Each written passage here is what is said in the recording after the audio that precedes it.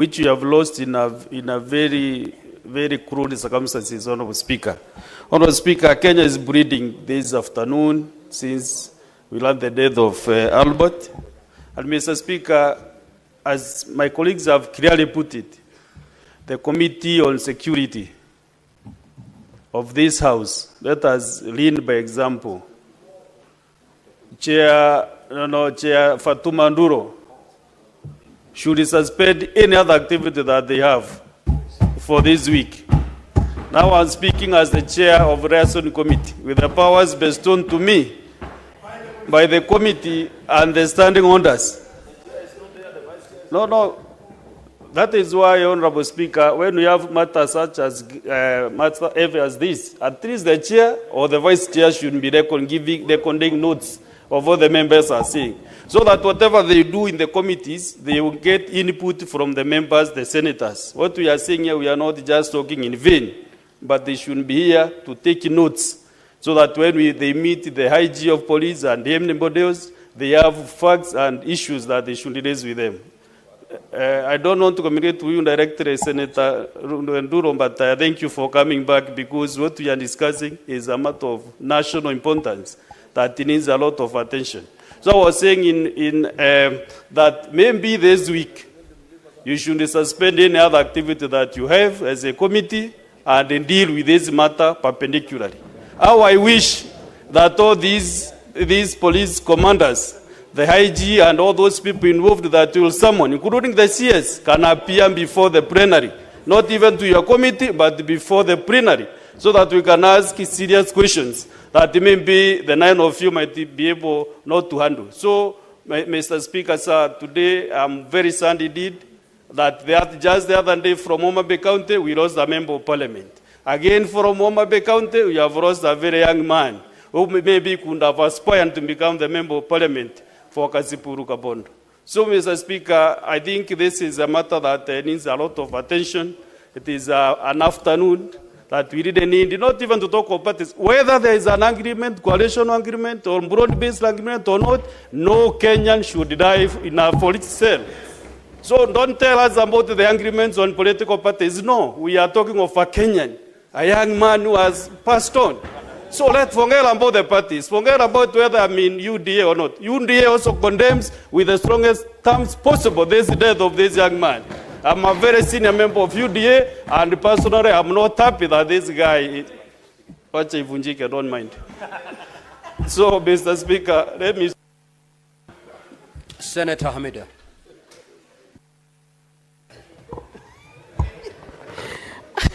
Thank you, Mr. Speaker. It is sad, indeed, Mr. Speaker. I am deeply saddened by Albert's death. Mr. Speaker, when we talk about, I'm sure all of us will be talking about Albert's death, Albert's soul to rest in peace. And I'm just wondering, is his soul going to rest in peace really? After all what happened? Did he really deserve what happened to him? Freedom of expression, Mr. Speaker, must never be a death sentence. It shouldn't. And you can imagine a young life that has been lost. It is sad indeed. We call for a thorough investigation, Mr. Speaker. Albert's voice should not be silenced. I feel strongly, and I really appeal for justice, Mr. Speaker. The OCS, I hear the OCS has been interdicted, but does that mean anything? Does it really mean anything? He has just been, the story remains the same. It is sad indeed. It is devastating for this loss of a young life. Mr. Speaker, I feel that, let us just stand by justice. It is painful, Mr. Speaker, as I speak. I don't have words for such. For someone just to be in a cell and died suddenly, with a lot of story and banging his head. I feel, the story does not add up in any way, Mr. Speaker. By justice delayed, Mr. Speaker, we say it's justice denied. Can this story, like we said, Can it be done as soon as possible? Can it be tomorrow, not even if not today, Mr. Speaker? I stand with the family and I feel the pain, and we hope that his soul is going to rest in peace only after the justice has been done. I feel my heart goes to the family of Albert, Mr. Speaker. I support my colleagues. Mr. Speaker, seriously, I don't know. I am so deeply saddened. I feel so pained that I don't know how to express myself in this one, Mr. Speaker. May his family have strength and comfort, go through strength and comfort during this time for the loss of their son. Thank you, Mr. Speaker. Senator Abbas. Thank you, Honorable Speaker. Honorable Speaker, first and foremost, I want to join my colleagues to send condolences to the family of Albert Ojwang and the people of Homa Bay. Honorable Speaker, it's a very unfortunate situation that today we have lost a very young man at the age of, I think, 28, 29 years old, who was a teacher in this country. Honorable Speaker, it's very unfortunate. Albert was driven all the way from Homa Bay, 350 kilometers. In Homa Bay, we have police stations, we have courts, we have high courts. I don't know why this man was driven all the way, the late, up to Nairobi. That means somebody was ready to see him finished or dead. Honorable Speaker, those who are interdicted, the officers that are interdicted, are today denying that some of them are not in opposition. I mean, are not even on duty. And therefore, it means there is something hidden in this place. And it's over 20, I think since this government took over, 20 Kenyans died in police cells. That is where we were supposed to run to, where people have to seek security. But unfortunately, the way we lost young ones in the police cells is very unfortunate, Mr. Speaker. Honorable Speaker, I think the Kenyan police want to see this country go into chaos. I think they want to see this government fails. Because every day we're hearing people are being killed and being shot. The police, I think, are going slow to show the world that they want to see the current government is not in support of their life or whatever. I don't know what's the problem. However, my Honorable Speaker, if this has happened, I think the highest leader of the security must resign in this country. That is the minister, the PS, and the CIG should all resign to show that this matter must stop. Not only suspending police officers who are very junior officers.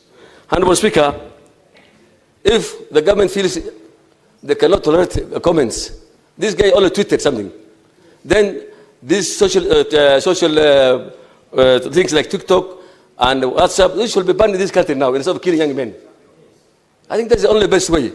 If you cannot tolerate comments, then they should buy the social ethics. Honorable Speaker, finally, I want to request you, in solidarity with the family, through you, Honorable Speaker, this House will observe 1 minute silence in support of the family. Thank you so much. Senator Onyonka Richard. Mr. Speaker, I, with a lot of humility, accept the possibility that you have allowed me to vent on this matter. And I want my colleagues in this House to listen to me carefully. I have frequently been on public saying that we need to stop killing our children, that we must accept that we are the ones as adults in the House who've been messing up in this republic. Mr. Speaker, I have listened to all of us discuss in this House, and I hear everybody saying, no, let us make sure that this guy is arrested and all. What was Ojwang discussing that made this man kill him? It's corruption. The reason this young man was killed, he said the police service receives close to 56 billion shillings every year. This is the story. This is the big thing in this House. But we are talking about, Ojwang is killed, we need to arrest. This country of ours has to be fixed. And you are the people to fix it. And you are refusing to fix it. Because we are part and parcel of the mess of our country. And when we are discussing this thing, you politicize them. You say, oh, it's broad-based. Oh, it is all about those people are the ones who are on the other side. When this thing collapses, all of you will be in the same boat, I tell you. You will hang separately. Because you are the people betraying this republic. The police officers are a consequence of our failure. That is the reality. We have refused to accept that we can fix this country, that we can work together, that we don't have to be tribal, that we can actually act as adults. But we behave like children when everybody outside is crying, saying, where are the adults in the house? I beg you people, let us sit and fix our country. What you see happening to Ojwang is a consequence of a failed system. Thank you, Mr. Speaker. Senator Chuter. Asante sana Mheshimiwa Spika. Kwanza nachukua nafasi hii kuombeleza familia, marafiki na watu ya Homa Bay kwa kifo ya Albert Ojwang ambaye alikuwa na miaka 31. Mheshimiwa Spika, leo ukiendesha gari ukikimbizwa na wakora, mahali utaenda kwanza kukimbilia uokoe maisha yako ni police station. Mheshimiwa Spika, sasa ukienda police station ya Kenya na utauawa, ukikimbizwa na wezi utaenda wapi? Hauna mahali pa kwenda, kwa sababu mahali unakimbizwa iko kifo, mahali unaenda pia iko kifo. Hiyo ndio maisha tuko nayo leo. Mheshimiwa Spika, askari iko Kenya ni 1,108 askari polisi na askari ya utawala. Mheshimiwa Spika, mimi nikisimama hapa nikiwakilisha Marsabit, sitaki kulaumu polisi wote. Siku 5 iliyopita mahali inaitwa Loyangalani Electorokana, Marsabit County, watu 4 waliuawa. Napeana pole kwa hiyo familia. Kama polisi wanaitwa QRU, Quick Response Unit, hawajafika huko, saa hizi watu karibu 100 wamekufa. Nataka kupongeza polisi vile walifanya kazi hapo. Mheshimiwa Spika,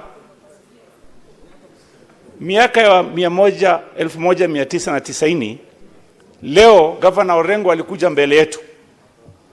Yeye alikuwa juu ya Toyota Stout akitafuta constitution mpya. Na kama siku angekufa, hiyo constitution hatungepata. Kwa hivyo ni mzuri serikali ivumilie kelele ya wananchi na Gen Z. Mheshimiwa Spika, nataka kusema hivi. Kuna watu wanasema kuna broad based government na wanataka kulaumu Rais Mheshimiwa Ruto. Kama wewe uko kwa hiyo serikali, kwa nini unalaumu Ruto? Wewe umeingia kwa serikali, uko ndani, kwa nini unasema Ruto, Ruto, Ruto? Si ufanya kitu hata wewe, kwa sababu umeingia kwa serikali, umepatiwa waziri, umepatiwa pesa, umepatiwa kitu mnataka zote mnapata. Usikae huko ndani halafu unajifanya kama uko nje. Ukiona mambo mabaya unalaumu serikali. Ukiona mambo mazuri unasema tuko kwa serikali. Waacha ku double deal. Kaa ndani ama kaa nje. Ukikaa ndani waacha kulaumu serikali. Wewe fanya kazi hiyo. Unasema rais anafanya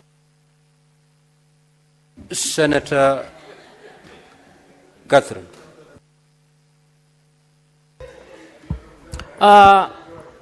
Thank you, Honorable Speaker, for this opportunity to speak. Speaker, this matter is grave. And this matter is painful for those of us who are mothers.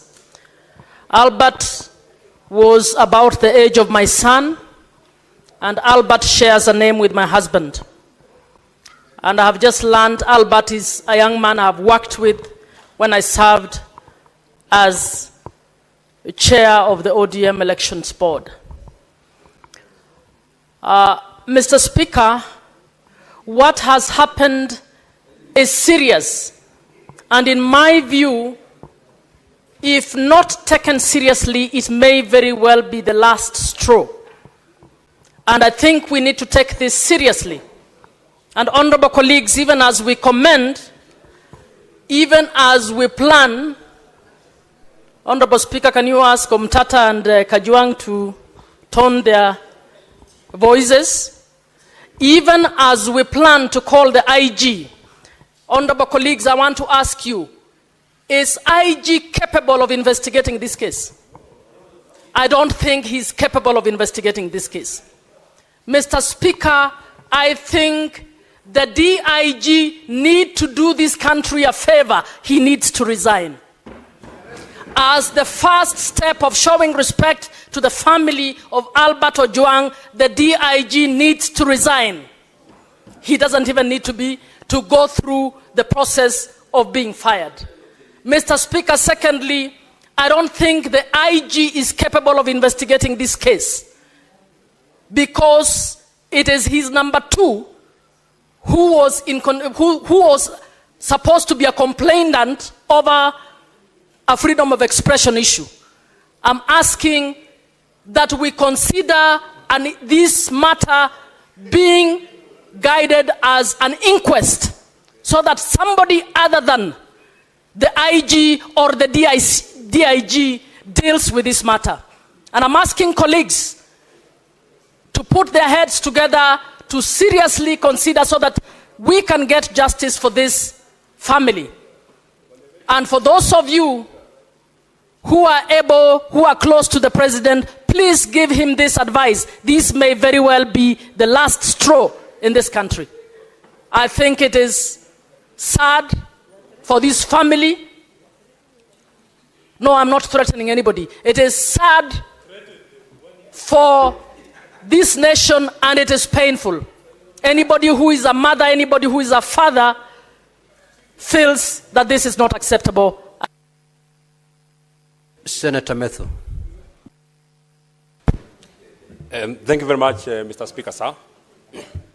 Thank you very much, Mr. Speaker, sir. I'm being disrupted by my cousin, Senator Sifuna. Mr. Speaker, if the tears of the father of Albert Ojwang do not prick the concerns of the members of this House, Honorable Speaker, I do not understand what will ever prick our concerns. Honorable Speaker, I must also inform the House that I went to school with Albert Ojwang at one university. When I graduated in 2017, it was a first year. Mr. Speaker, how fragile are the egos of the people who have been tasked with the security apparatus of this republic, that a person of the stature of the Deputy Inspector General, who has a training, and I've seen that he has a master's in counter-terrorism, a man who is trained to deal with terrorists, cannot deal with just a Facebook post, Honorable Speaker, that he had to send for this young man on a weekend. Mr. Speaker, there is no record that Albert Ojwang was summoned to appear in any police station and he said no. He was being arrested on a weekend. His parents were there, actually, Mr. Speaker. Their father was coming to Nairobi with the title to come and secure the bond or the bail of his son, only to be given the body of his son in a body bag, Honorable Speaker. I am wondering, Honorable Speaker, even as we speak about the people we are speaking about, Mr. Speaker, did you actually see that the complainant in this particular case, DIG Eliud Lagat, was standing behind the Inspector General of Police when they are saying that they are starting the investigation, Honorable Speaker? How would a person whom, in my opinion, is the lead suspect in the murder of Ojwang be standing right behind the people who are expected to investigate, Honorable Speaker? Mr. Speaker, number two, I also would wonder how cold and how heartless is the heart of the president, that to this minute, he has not even issued a condolences. Everything is running on in the country like nothing has happened, Honorable Speaker. We have not even seen the condolence message of the Minister of Interior. If the president wants the young people to actually believe that he loves them, as he has been saying, Honorable Speaker, he must crack the whip on this person, Eliud Lagat. And I would ask Mr. Speaker, who is this person that is protecting Eliud Lagat? How powerful is Eliud Lagat that he has or can commit a crime of this magnitude, Honorable Speaker, and continue serving as the Deputy Inspector General of Police, Honorable Speaker? Even as we require them to come to the House, him should have done this country a favor by resigning. In a democracy that is working, Honorable Speaker, Eliud Lagat cannot and should not be serving as the Deputy Inspector General of Police, Honorable Speaker. Finally, the life of Ojwang is as important as the life of Ongondowere, Honorable Speaker. In 2 days, the PS for Internal Interior was giving an update of what has happened, including the arrest of suspects. Senator Isaboy.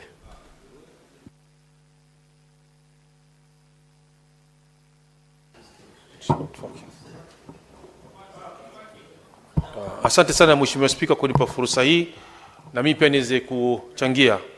Mheshimiwa Spika, kwanza natoa risala za rambirambi kwa familia ya Albert kwa niaba yangu na watu wa Kwale County kwa kifo chake, kijana mdogo sana mwenye umri ambao karibu takriban miaka 25 na kuendea. Ni jambo la kusikitisha sana kwa sababu huyu kijana ambaye alikuwa akisomea huko Pwani University akamaliza. Baba yake alikuwa ni mtu wa kufanya kazi katika timbo za mawe kumsomesha mtoto wake na akahitimu akapata kazi na sasa amekuwa mwalimu huko. Lakini kisanga hichi kilipotokea, ulimwengu mzima na nchi nzima ya Kenya imehuzunika kuhusu kijana huyu, kifo chake. Yangu ni kusema tu uchunguzi ufanyike na haki ipatikane kwa familia yake na wale waliohusika sheria ichukuliwe mkononi mwake. Asante sana Mheshimiwa Spika. Senator Veronica. Honorable Speaker, thank you for giving me this opportunity. And I want to also thank Senator Eddie for bringing this very important statement before the floor of this House. Honorable Speaker, I want to believe this is a dream.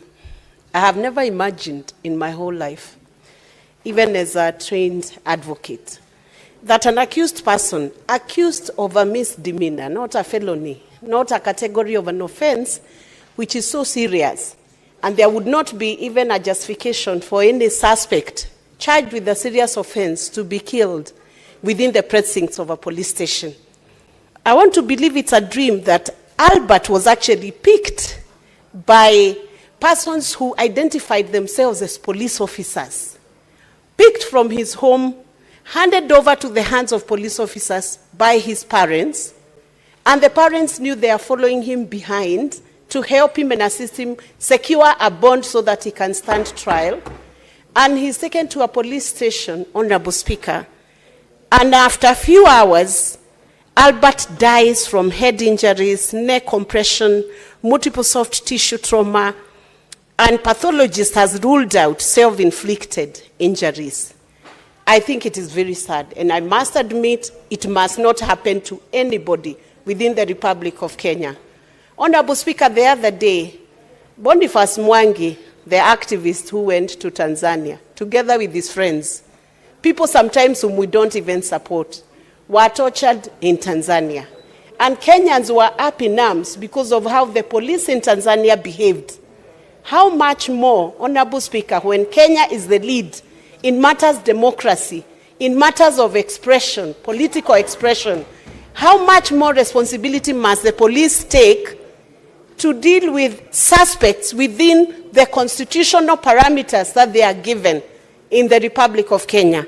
I just want to take one moment, because I have worked in a police reform program with the Laikipia University, where we were introducing human rights to the police, that any time an accused person is arrested, they have rights under the Constitution. The Bill of Rights defends them, and I want to condemn in the strongest terms possible the killing of Albert Ojwang within the precincts of a police cell. It's embarrassing, and whoever did it is actually sabotaging the government of the day. It is very wrong, Honorable Speaker, and action must be taken, exhaustive investigations carried out, and whoever is culpable must be held liable. Let IPOA now do its work, and we are looking out, Honorable Speaker, to see that IPOA for once can hold police officers, Honorable Speaker, responsible for any... Senator Beatrice Akinyi. Honorable Speaker, a country that kills its young people is a country that kills its future. Honorable Speaker, just the last 1 week, I was here as a proud leader from Homa Bay County. And Honorable Speaker, I shared with this House our happiness from the celebration of Madaraka in Homa Bay County. But this morning, Honorable Speaker, I asked myself, was this the celebration we had in Homa Bay County on the 1st of June, Honorable Speaker? Is this the aftermath of what we've gotten from that celebration? Honorable Speaker, even all the developments we counted and I counted here is not equal to the life of one young man called Albert Omondi. Honorable Speaker, this morning, as I was having breakfast, just a brief breakfast with my son, I saw a young man shed tears over this death, Honorable Speaker. And my son preciously asked me, Mom, why do we as a country make 2 steps ahead and then we make 5 steps going back?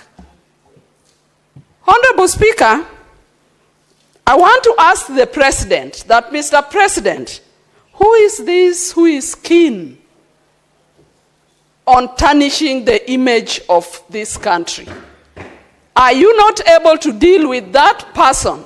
And Honorable Speaker, I've heard a number of politicians make statements since the death of Albert, and a number of them are sorting themselves across the board. I want to tell them, Mr. Speaker, sir, that over this, keep your sentiments away because a life has been lost. Yes. Honorable Speaker, I speak as a parent. Why are we on some of these seats, including any seat anybody has, if we cannot face such challenges? Honorable Speaker, let us allow our young people to grow. If you cannot fathom any challenge, Honorable Speaker, don't go for any seat. But the President must just address this, Honorable Speaker. I think it is by design that after the celebration of Madaraka in Homa Bay, somebody wants us to just shed some darkness in this country. Honorable Speaker, let us move forward. We have been told of a young man who could have committed suicide. This is the only country where we saw a... Senator Karungo Tsangwa. Thank you very much, Mr. Speaker. I'm equally sad, Mr. Speaker, as we discuss this issue of a lost soul. But one, Pastor Martin Niemoller from Germany said, Mr. Speaker, first they came for the socialist. I did not say anything because I was not a socialist. Then they came for the trade unionist. I did not say anything because I was not a trade unionist. Then they came for the Jews. I did not say anything because I was not a Jew. Then they came for me, and there was no one to speak for me. Mr. Speaker, as a country and as the Senate, we are all affected. We are all affected, not just as a nation.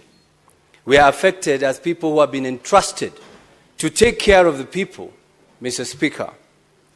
Even the government pathologist who has been going through or conducting postmortems on such cases has even been affected, Mr. Speaker, saying a relative brought on a table for him to check what killed him, Mr. Speaker. I think as a country and as this Senate, we must give an ultimatum, Mr. Speaker, that by 25th June, Mr. Speaker, if this Senate has not done anything, if this Lagat DIG has not resigned, Kenyan should come out on 25th as a Memorial Day to come in large numbers, Mr. Speaker, and deal with whoever, Mr. Speaker, is not doing what it's supposed to do. Because, Mr. Speaker, the police who have been mandated to take care of Kenyans, they are quick to act on some useless issues, Mr. Speaker. Today, as we speak, there is a police officer by the name Samido. Samido, who is a musician, who was granted a leave to go to America. He was supposed to return yesterday, but today there is a warrant of arrest on him for abduction of duty. If the police can issue a warrant of arrest for somebody because of missing work, yet we have a police officer whose name has been dragged on every murder, and Mr. Speaker, they're not doing anything. I think as a country, I think as a Senate, we need to do something, Mr. Speaker.